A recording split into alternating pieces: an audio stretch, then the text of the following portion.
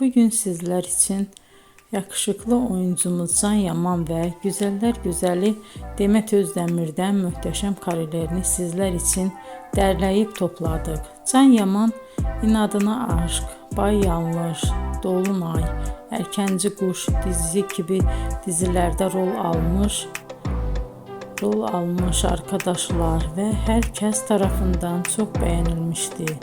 Biz de sizler için onların romantik karelerini derleyip topladık.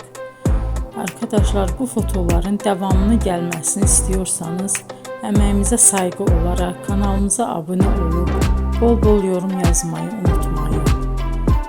Arkadaşlar, bizi izleyen herkese teşekkür ederim. Bizden bu kadar.